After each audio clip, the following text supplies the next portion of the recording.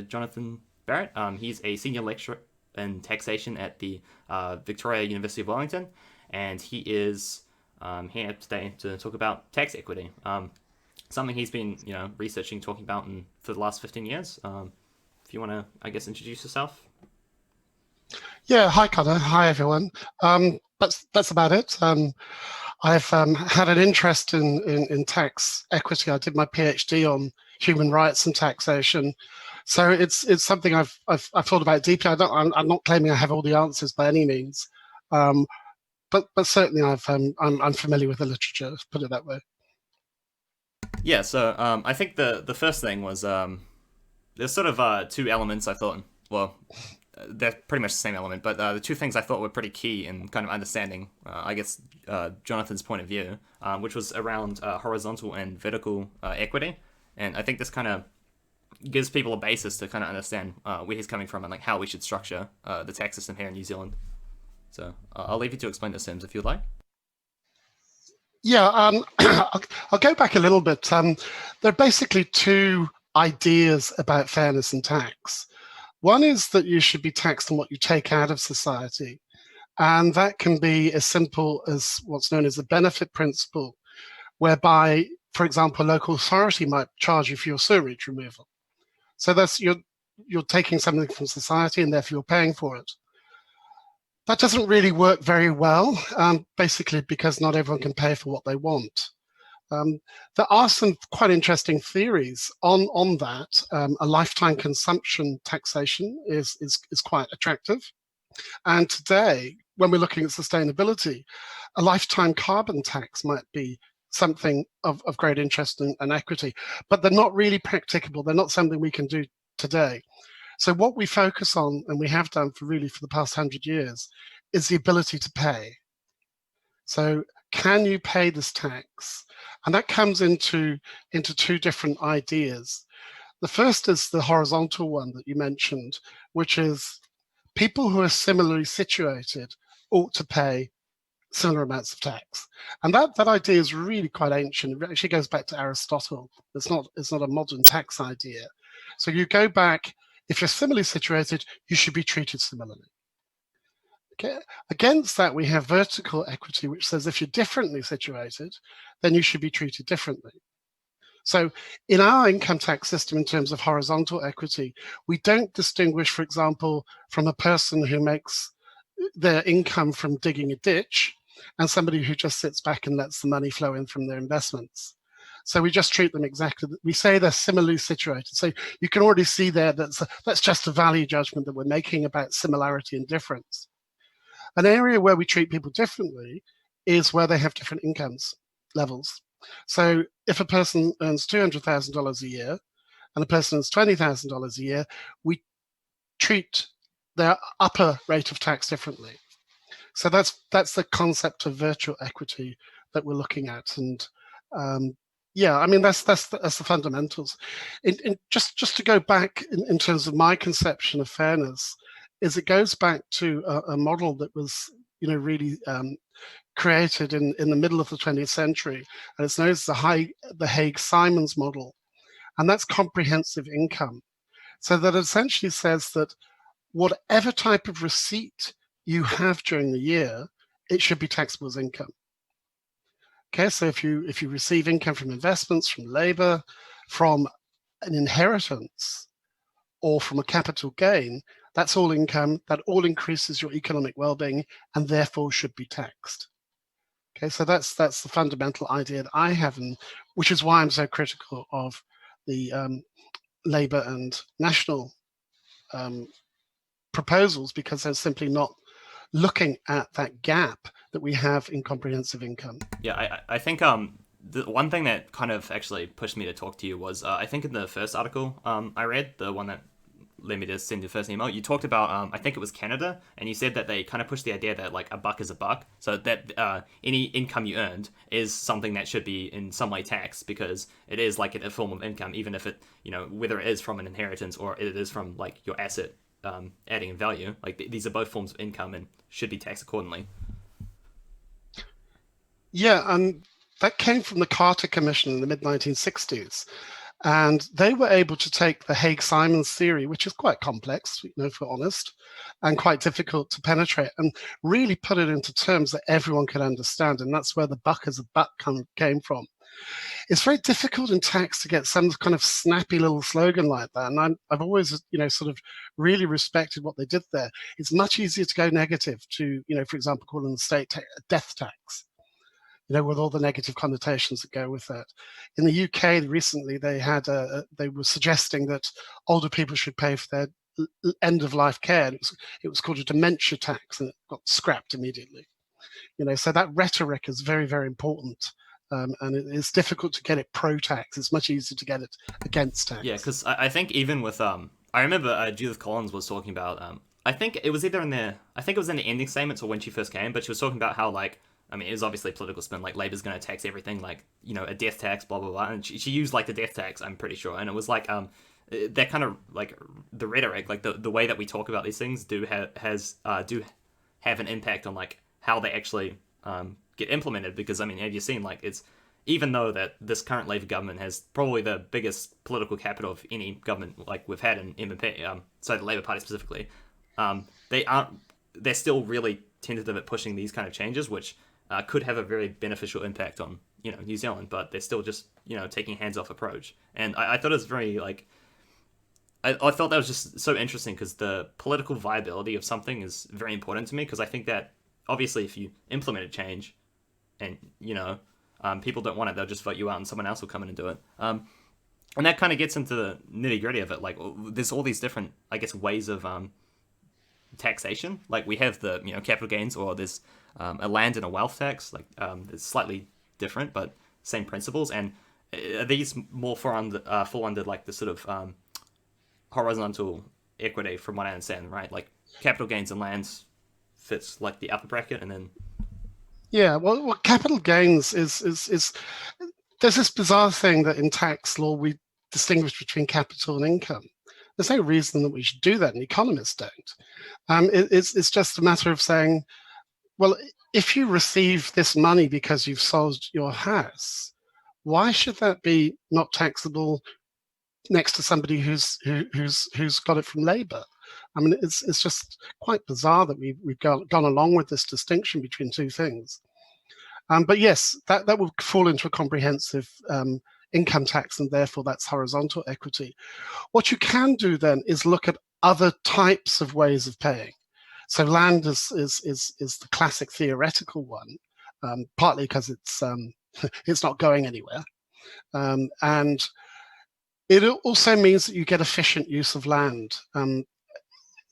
Henry, in the late 19th century, was a great proponent of land taxes, and there's a very strong tradition of following that it gives you the most efficient use of land, and that it's a fair tax.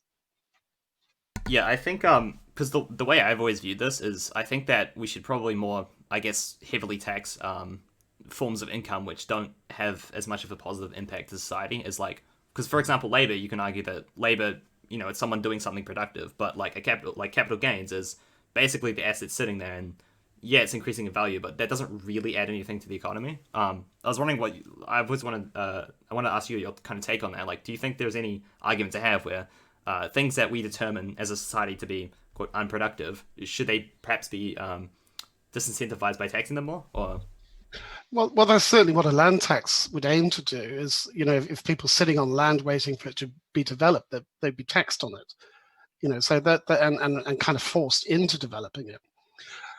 It's quite interesting. Back in the mid or the late 1970s, when Margaret Thatcher came into power in the UK, the top rate of tax in the UK was 83% plus a 15% investment surcharge. So hence you could be paying 98% on your investment income if you're in the highest bracket. Now, that wasn't considered that odd, and it wasn't something that she immediately scrapped. What we've gone against now is we think investment is so important, and the attraction of capital, that even Scandinavian countries tend to actually favorably tax income from capital over labor, which in a way is a bit bizarre. And it's I guess it's part of the neoliberal paradigm.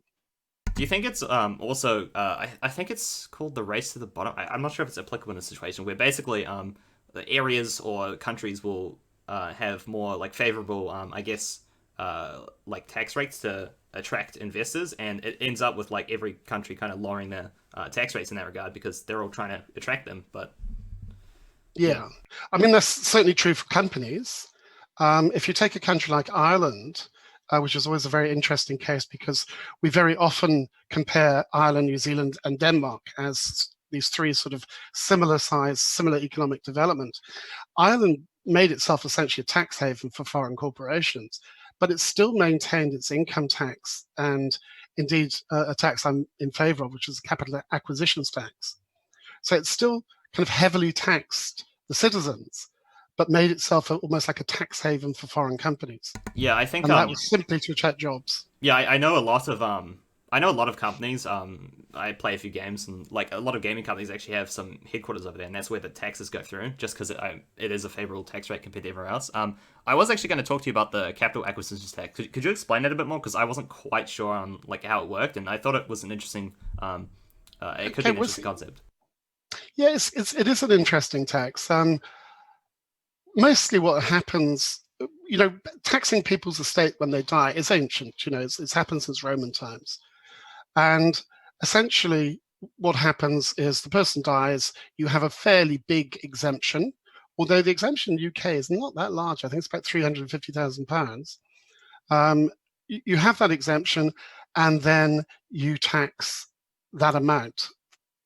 You then have allowances for passing to partners, etc. So that's always tax-free. Occasionally, and what's known as succession taxes, you look at the relationship with the person you're passing the money to, and then you might tax, for example, passing to a child at 15%, but passing to a stranger 30%. So that's a very ancient idea. What the Irish tax does is not tax the estate, but taxes the person who receives the money. So that's totally in line with comprehensive income. So we're not saying it's not a death tax. It's a tax that you get because you've got something because you happen to be born in a particular place. What the Irish do is they do allow much larger allowances. Obviously, transfers to your partner is tax free, but they also allow different allowances based on the closeness of relationship.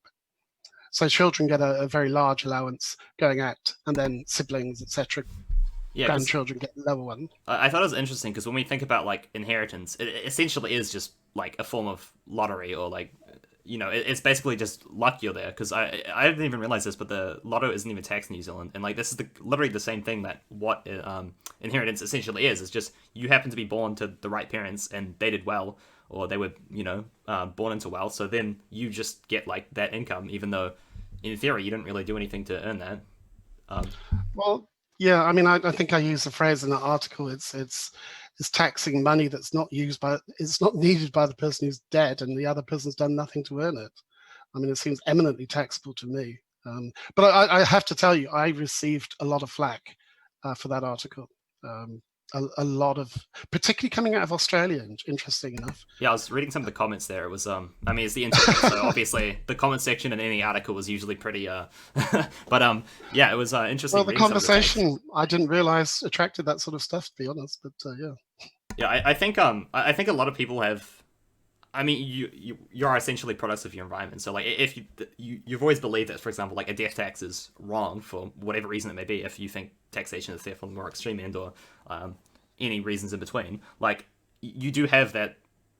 You have a little bit of I guess hostility to views that aren't exactly like close to that, and I think that's maybe what you've been on the receiving end, where you've proposed something else which I guess people haven't quite got their heads around, or it's like opposing to what they think is right, and then yeah. Yeah, it is quite interesting. It does seem to be something that's quite embedded in Australia and New Zealand. I mean, UK has a pretty heavy estate tax, and so does the United States. Despite having very right-wing governments, they're not suggesting removing the estate tax, and there's a lot of support from it, particularly from the very wealthy, because they believe that there's a very strong tradition in America of people, making their own destiny, and sort of not inheriting wealth. If you look at someone like Bill Gates, his kids will get money, but they won't. That idea that you'll get enough to do something, but not to do nothing. Yeah, I think he said like $1 million or something. Like that's what he was getting. So Yeah, because I think that's very embedded. Yeah, I want to say it was I think I looked up the estate tax a few months ago for the US, and it was only like it's everything over 10 million is then taxed at like 50% or something like that. Obviously, yeah, I don't have the rates with me, but but I thought that like even if you put that in something here like 5 million or 10 million, that doesn't affect most people. Like that only affects like the top proportion. And I've always found it interesting that like I mean in general socially like New Zealand is a pretty progressive country, and yet you look at our tax rates and it's like pretty open compared to most of the OECD, because I think even after which I also wanted to get into was Labour's proposed tax changes, which has put me off them a little bit, because they the way they changed the upper bracket, which I think is fine. We probably needed like another upper bracket, at least comparatively, but then they determined that they're probably not going to make any other changes to any other form of taxation like when they're in power, because they're probably going to get in, but yeah, I thought it was very interesting that like they took this hands-off approach. Yeah, I guess people are, both parties or the major parties are concerned about looking careful and cautious at this stage. I think with the Labour one, that really was my argument. Okay, you're changing the situation of 2%, and I question whether it really is 2%, because if you're not in employment, there's a lot you can do to make sure that you don't get over 180,000. So I'm questioning whether it's 2% anyway. But also it just means that 98% of people are locked in with the unfairness of no capital gains tax, no estate tax, etc. So yeah, I was disappointed, with Labour on that. But of course, Jacinda Ardern committed herself to no CGT under her watch, which was, a bit like John Key's no raising of superannuation under his watch. It was a silly thing to say. I mean, and it's unfortunate. To be fair, John Key did say he wasn't going to raise GST and then did it anyway. So it's possible that they're like they're just saying this, and then when they get in power, they're going to be like, "Oh, capital gains tax, like we'll just push it through." But yeah, because I think it's something they campaigned on for a while, and then like to come out now and just be like, "Yeah, we're not doing it anymore." And it, like I would kind of, I feel like if you're going to tax something during like a economic downturn like this, it would make more sense if it was something like housing, where essentially this is like really only going to affect like the upper bracket, especially if it's excluding like a family home or something. Yeah, the family home is a very interesting thing. I mean, so much wealth in New Zealand is in the family home. So if we were thinking of taxing, wealth seriously, the top proposal of basically imputing income, which is a very old idea which has never got any traction with anyone except theorists, by the way, is getting to that. But the capital gains tax that was proposed by Labour, by excluding the family home, it really gutted it. As soon as it took out the family home, it was finished. I mean, other countries, I think of South Africa, for example, they had a certain amount of the family home excluded. So it was a fairly generous portion. And that meant that above that you were taxed, and that to me was a much better solution. Yeah, because I think it's one of the things, because I studied I finished my Bachelor of Science in Geography, and a lot of my focus was on a lot of things that interested me rather were like in housing and like how we plan cities and all that kind of thing, and it kind of got me thinking like how in a lot of ways like homes here are seen as forms of investment, right? Like you said, a lot of the wealth is tied up, like the asset wealth is tied up in like residential homes or whatever, like the family home. Like most, if you go to a family, most of their asset wealth is probably in their house. And I always thought that weird that like, well, I thought it weird afterwards that I'm like, we actually think that these things which everybody needs are investments, right? Like we expect to make money off them. Because I remember the lecturer asked at the start of the semester, and he was like, which one of you would prefer to have a home for the rest of your life? And everyone raised hands, obviously. But then they're like, but would you rather have, like a house, but then like you make money off it? And it just started being more absurd to me that like this is how we view things. And I'm not quite sure how to change it, but no, I think any change would be incredibly unpopular. I mean, if you think we didn't have KiwiSaver, most people didn't have any investments really until that came along. So that's adding or introducing a degree of saving outside of the home, which has got to be welcome. It's a pity we didn't do it in the 1980s or even 1970s when Norman Cook put it forward. But that maybe a more sophisticated approach to investment will come in time, and people will see the house as being less of that. The other thing too, I guess, is we've got so many sort of mum and dad owners of rental properties, and that's why we get these complaints. They don't want to put in the heat pumps, etc., because they're not professionals. What we really need is kind of like professional class of home investors.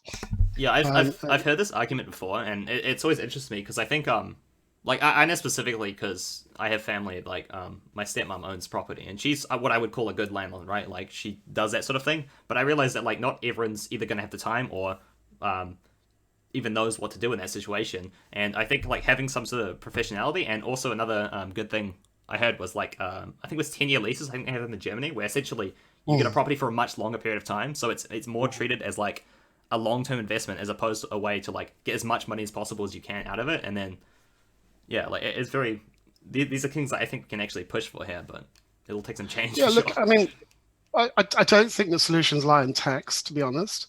But there are things you can do. You can, for example, on local government rating, you could give preferential rating to landlords who give 10-year leases, or landlords who meet a certain standard, with the accommodation. So tax can play some role. I don't think it's got a hugely important role. And the other thing too is that there was another problem really with Labour's presentation of capital gains tax 3 years ago, was it was supposed to be a cure for the Auckland housing bubble. But that was never the case, because we have countries like Australia and UK, which have had capital gains tax for a long time. And of course, they've had the same housing bubble. Yeah, because I think like the problem with these kind of magic solutions, there isn't one to these problems. Like these are very complicated problems which have multiple sort of things, where it's like, when they ban foreign buyers, it's like that's only part of the problem in this specific case. Like there are obviously there's a constrained supply, and like there's no taxes on it, so it's a very favorable investment for people. And like there's all these multiple things that you need to change, and it's the problem, which I'll bring it back to like taxes specifically, is there isn't really a lot of, I guess, political will from the two major parties, which you commented on in your article today, where like these are very conservative, changes. These aren't like what we probably need to have a like better society, where we kind of reel it back in and actually start pushing for more like what would be the word, like more equitable taxation, and to benefit everyone, as opposed to allowing a few to not really pay their fair share. Yeah, I don't think almost nobody didn't benefit under the COVID actions that took place. Small business people were paid the wage subsidy. People in government employment kept their jobs. So it was a positive thing around. And I perhaps foolishly thought that might open the door for greater concepts of solidarity. And one of those expressions of solidarity is paying tax so that we can have these things. Yeah, because I mean, above all, like we have some agreement. Like most people will believe that we should have like a public education or public healthcare, and these things need funding, which requires everyone to pay into it. And obviously, some people, I think, like you said at the start, some people are going to be able to pay more than others, right? Based on where they are, I guess on the verticality of what they're earning, but also, whatever situation they're in, they're going to be able to pay more than others. And I think if you want a society that has some sort of base level of health, you kind of need that. Yeah, look, I mean, absolutely. And one of the things I did look at before we spoke was looking at the ratio of tax to gross domestic product in a couple of comparator countries. Now, New Zealand sits under the average of the OECD. We then have Denmark, which is very close to the top, almost 45%, as opposed to New Zealand's 32%. So that that difference is do you want to live in Denmark, or do you want to live in the bottom, which is Mexico? And the interesting one is Ireland, actually. It's got a 22, it's low percentage. But my son's a junior doctor, and our hospitals are full of Irish doctors because the system is collapsing there. They're underpaid, overworked, and they don't have the technology. So, it's a choice that you make. In a non-corrupt country like Denmark or New Zealand, where you don't have leakage out of out of the treasury from bribery, etc., then you're making choices. What standards do you want in your schools and hospitals? And as a simple answer, you have to pay for that. Yeah, because I mean, there's always like complaints that our healthcare is underfunded here, which in a lot of ways it's true. I mean, like we always see shortages. I mean, you saw like a lot of like they have to maintain a budget, even though ideally, obviously, you need to be fiscally like fine, but you also need to provide that level of care. And if you don't have enough funds to do that, you just can't do that. And I think that's I wonder if that's where you can kind of push these kind of thing, because the idea of like a buck is a buck. Like this is the kind of thing where I think we need some sort of moment like that where we can get some more desire to I guess talk about taxes in a more productive way than we frankly currently are doing. So yeah, I agree with you absolutely. I mean, people have been ridiculed. James Shaw was ridiculed for saying tax is love. It comes from a guy called name escapes me, Richard Murphy, who started the Tax Justice Network in the UK, and he's of Quaker origin, so it kind of makes more sense in that concept. But I mean, if you do look at the sort of philosophical concepts of love within a society, it really is about solidarity, and we see that in wartime. People don't mind in wartime paying massive amounts of tax, and that's when it goes up and going into privation. And to an extent, we were in that under COVID, and we may go back into that under COVID. And that's why I'm surprised that there wasn't a move to say, okay, this is a moment like wartime when we need to have more solidarity. Yeah, expressed through taxation. Yeah, I think that's because that's I think what a lot of people like. This is what the conversation I think should be about COVID. Like this is in theory like a war. Like this is a catastrophe, and we need to like unite against this. And I think for the most part, like in terms of the actions people took, they did that, right? Like everyone did. There was like a 96% compliance. I think I read the number was like in the first few lockdowns, and like everyone did their part, and they're still doing their part now, right? Most people are doing what they should be doing and helping everybody, like the team of 5 million, as they like to say. Like, and I guess like I think the Greens somewhat tried, like have been trying to do this, is to push this moment like to in some sort of transformative change where we can actually move forward to like having more changing the taxes, like doing all these things that increase social standing for people who, quite frankly, probably need it at this point. I mean, with COVID and everything. Yeah, absolutely. Look, I'm not sure about the wealth tax, to be honest. I think it's good that the smaller parties are putting these ideas through.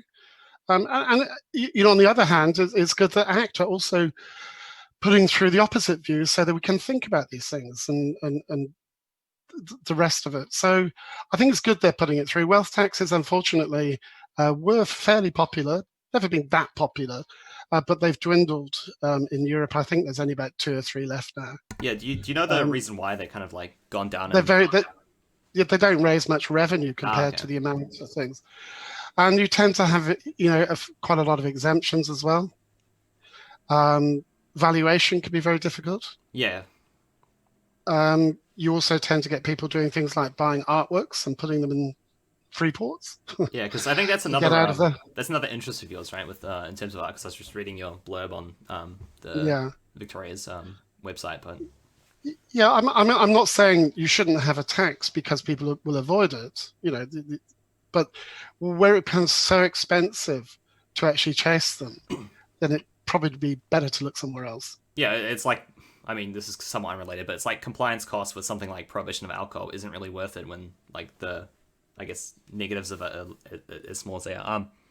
I was gonna bring it back because like when we, I guess, look at all these types of taxation, like if we look at all the ones that I would say are, in my view, like based on what I read of your articles were on like this sort of horizontal thing, which would capital gains tax, land tax, and a wealth tax. Like these are all kind of on the same rung where in theory they only really affect the upper bracket. And I also found it interesting. This is kind of my view of estate tax. It's more of a thing which, in theory, it goes for like it's stopping the transition of tax downwards.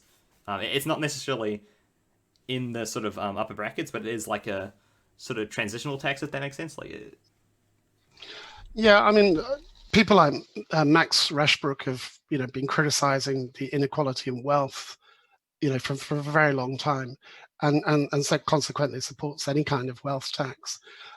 One of my concerns about not having a state tax, or a capital transfer tax is more accurate, is that particularly as the baby boomer generation start dying off, which they will increasingly in the next decade, there's going to be a massive transfer of wealth. But it's not going to be an equal transfer of wealth. Not every parent is going to leave their child $1 million house. So there's going to be huge inequality, and it's already happened because the boomers have already inherited their parents' houses. So there's been this huge accumulation of wealth, and it's going to cascade down through the generations unless we take some steps to counter it. Yeah, I mean, we're essentially in like some sort of formation of like a landed gentry or something, because I know I'm lucky because my parents did pretty well for themselves. I think they're Gen Xers, and like when they pass away, which hopefully isn't for a while, like I'll be the beneficiary or something. But I know like a fair bit of people and a lot of my friends, like they're not in that situation, and that worries me because like it's through no fault of their own, honestly, that like they're born to the parents they are, which are good people, but like they may not have had the opportunities my parents did, and this kind of trickles down where essentially you just get like wealth that just consistently goes down, and eventually certain families or certain like groups of people will just be the richest, and there's not really anything you can do because entrenchment of wealth is a really big problem.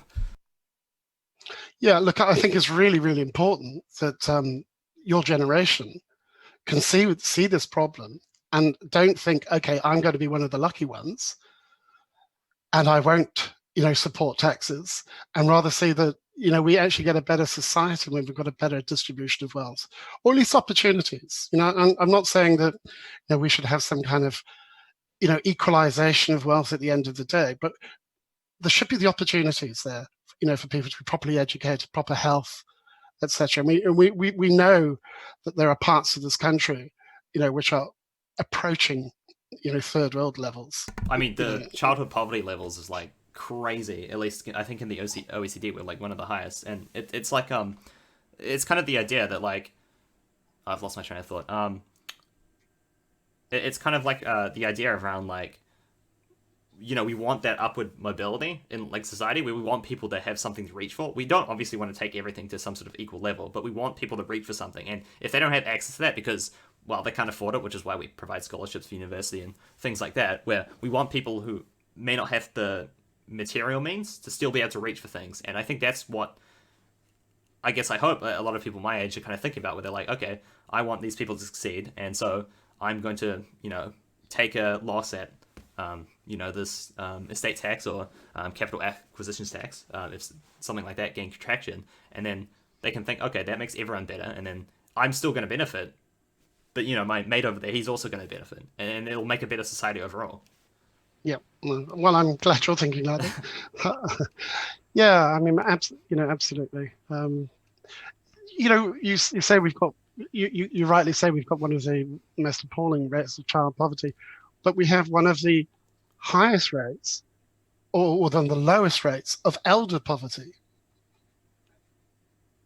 Simply because of superannuation, a non-means tested standard benefit for everyone.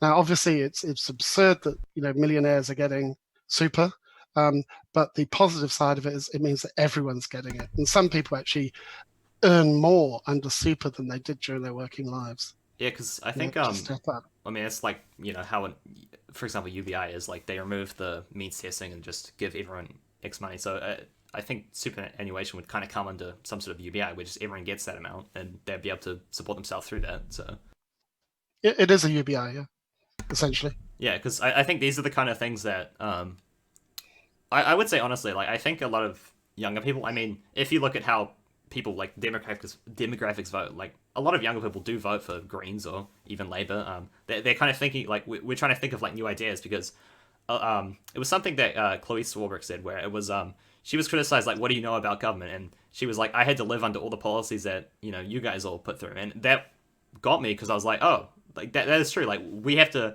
fix the problems of the generation before, and the generation before had to fix the problems before, and we have to kind of think of ways to do that, and there's all these both new and old ideas that are coming out, and this is why it was interesting because a lot of these ideas that you wrote about, like the capital acquisition tax. I've never heard of that, and I'm probably, I would say, maybe a little.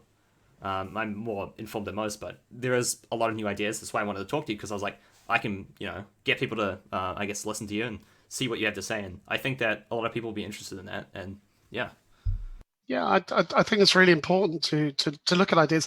That's why I haven't, for example, engaged in any critique of the Greens wealth tax proposal, because I just think it's a good idea in principle that you're putting forward a tax that would extend, tax something which isn't there and has the possibility of bringing greater social justice.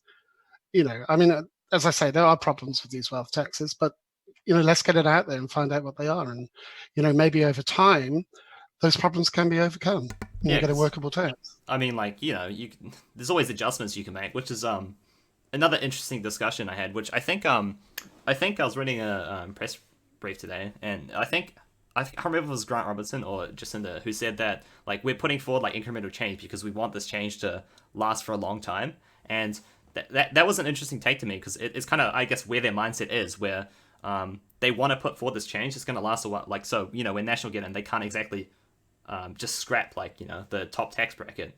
And what is your kind of take on that? Whether we should push for like extremely transformative change, like a wealth tax would be, as opposed to just doing like the slow incremental push towards these kind of things. Yeah, I mean, that's a very interesting point. I mean, if you think one of the most effective things we've had in terms of stopping income inequality is working for families. So that was clearly a pure Labour initiative. It wasn't touched under National. So if you can implement those things which, kind of like appeal to common sense, then it's good, and they're entrenched, and they're very difficult to remove. Whether a wealth tax falls into that category, I don't know. Once taxes have been introduced, they're quite difficult to undo.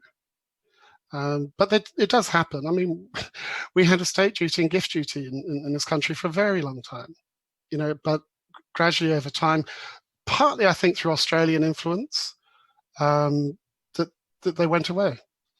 And I think that was part of the neoliberal thing going across the world. Canada, Australia, and New Zealand removed them, but interesting enough, not the United States and the United Kingdom. Yeah, because I think it's weird, because like when I think about neoliberalism, I always think of like Thatcherism. It's not one to one, but it's like Thatcherism or Reaganism. But when you look at some of the taxation methods that happen in like these countries, they're not, like, ours are very, very lax comparatively, and it's always a weird, like, sort of historical crossroads where, like, there were different elements that went into like different countries, and they produced these different results. And I never understood why we don't I guess, look at what's worked in some countries and what's not worked in others, and then apply that to our own context, and obviously with a few adjustments. But like, Yeah, I think New Zealand prides itself on a simple tax system, which for an economically developed country probably is.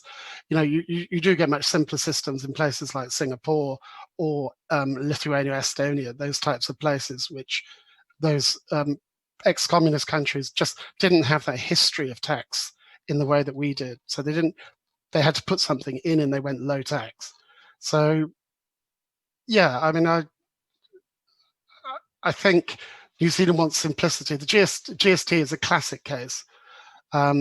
It's only Singapore, which followed New Zealand, that has such a pure GST system where everything you can possibly imagine or you can work is subject to GST. yeah, no worries. Nowhere else has it. Yeah, yeah, because I think yeah, it's kind of the thing. Like, we have other countries. We don't need to apply everything immediately and just see what the results are. We can kind of go through. Yeah, I think we've covered a lot. Is there anything else you wanted to kind of talk about before I go see if there's a few questions? There was one someone asked, but No, that's really it. I think it's you've raised some very good questions for me, thank you. which Yeah, is great, and I'm really encouraged from what you're saying about generational change. We had a debate with some of the people from the tax working group on capital gains tax, and people say, well, there's opinion against it, and I said, well, hopefully the next generation will take it up and not have the same prejudice against it. Yeah. So I think sometimes we need a generational change to move these things forward. Yeah, I mean, it's probably going to be the same case with something like climate change. I think I had one question here. Someone asked, what are the international norms about taxing the first dollar? Because I think it's, I want to say it's the UK where they don't tax the first dollar. I think Yeah, Australia does. most countries don't tax the first dollar. In an equivalent country to New Zealand, you'd expect the first 20,000 to be tax free. Yeah, because That's quite normal. I think the other thing was, it was someone asked, Georgism. Do you know what that is? Yep. That's the land tax we were Oh yeah. talking about. Henry George. Oh Sorry, yeah. I called him Henry George. It was very popular in countries like New Zealand. It was it was particularly aimed at California to start with, to get the optimal development of the land in California. It became popular in New Zealand, and it's the basis, or at least corresponds with our local authority rating, that we used to have land was the basis for rating, and that was the influence of Georgism on that. So it's the idea that if you tax the land, you get the most efficient use of it. Yeah. Yeah. I think there's not too many other questions. Yeah, did you have anything you wanted to kind of draw attention to, I guess? I know you did the article today. I might just chuck that link in chat. If you have anything else, you possibly have to shout out. No, I just carry on thinking about these things and never really having a final answer on it. But yeah, it's encouraging. It's encouraging to see the smaller political parties, looking at these things and coming up with, suggestions. Yeah. Maybe they wouldn't work, but maybe they would. Yeah, I think oh, here we go. Someone asked, I'm not sure how, if half of New Zealand only holds 2% of its wealth, what would be the fastest way of doubling that? So I guess that means having like the bottom half of New Zealand holding like 4% of its wealth, if that makes sense. Look, I mean, it goes back to what we were talking about in terms of education and health. Health is absolutely critical. Your life outcomes are determined very much by your early health. That's reality. And people who pull themselves out of poverty and are shown as the great examples to other people, they're not really great examples, actually, because most of us can't do that. Most of us do well, when we've got good health. We don't live in damp houses. We don't get rheumatic fever. We've got enough food on the table. We can go to school, Yeah. all those things, in proper clothing, all those things. For me, it's not something that can happen overnight, but it's really the focus on children. Yeah, it's I think it's survivor bias, right? I think it's like where like the ideas you get, like you see someone raise the poverty, like wow, that is amazing, like we should do what they do, but you don't look at like all the people that didn't make it, like That's right. The one person did it, but the 99 who are still stuck there. I think someone actually mentioned you're not Redditors, right? I don't use it, but oh, okay. Yeah, it could be interesting to actually do like an AMA or something if you want to reach more people. Because I think someone commented that they'd kind of want to ask their own questions and stuff, which could be, I guess, one way to kind of get more people thinking about this kind of thing. I guess you'd have to talk to like our New Zealand mods or something. It shouldn't be too hard to sort out, but it could be something to do in the future if you want to, I guess, reach a wider audience. Yeah, okay, that's interesting. Look, the other thing there's a movement which is now starting, Tax Justice Network in New Zealand, and they're putting some brave ideas out there, which is fantastic. They're trying to get into the public sphere. It's been very successful in the UK, and they're trying to set up things here, which is fantastic. So they'll be worth looking out for. Yeah. What was it again? Tax Justice Network. Okay, yeah. Because I think, ironically, even though we're mentioning a lot of the small parties, I'm actually talking to Jeff Simmons on Tuesday, so I have a lot to talk to him about now. So, look, I mean, it's a great idea that they're putting forward. I think it was the McLeod Commission in the 1980s put it forward as well, and it just kind of died to death because people are scratching their heads. Because one of the problems with those types of taxes, the same with the wealth tax, it's incredibly difficult to get people to buy into them unless they're receiving something in their hands at that time. Yeah. So if I get interest or if I get a salary, it's easy. I can understand that. Or even GST with a transaction. But when I'm just sitting there with my land, and I don't get any income for it, but I'm getting taxed on it. That's really difficult for people to accept. Yeah, so I think it's It's the same with wealth tax. yeah, like there's similar ideas where like things that like if you see a benefit in the future, but like there's the negatives are happening now, it's a lot harder to actually kind of reach that benefit, even though like it is itself like a benefit and it's probably an overall good. It's just human psychology is weird sometimes. Yeah. Anyway. Absolutely. I mean, we don't care really about PAYE because we never see the money. Yeah. But when you actually have to hand over the money, like local authority rating, they're very unpopular because people now have to pay that over. Yeah. I mean, everyone always complains about rates. That's right. And part of it is the psychology is that you have to hand something over that's already in your pocket. If it never gets into your pocket, it's much easier. Yeah, because I think PA like pay as you earn or whatever. Like it's literally just like it goes into my pay slip and I'm like, okay, like cool, I got that much money. Like I never actually think about it in the same way that like if I had to hand money over, I'd be like, it feels different. Yeah. So yeah, this is Dr. Jonathan Barrett. He's a lecturer at the University of Wellington. Yeah, it was lovely to talk to you. Actually, lots of interesting. Yeah, it's great, Connor. Thank you for inviting me. No worries. I hope to talk to you another time. Actually, probably in 3 years when they release some new text. Okay. All right. See ya. Cheers.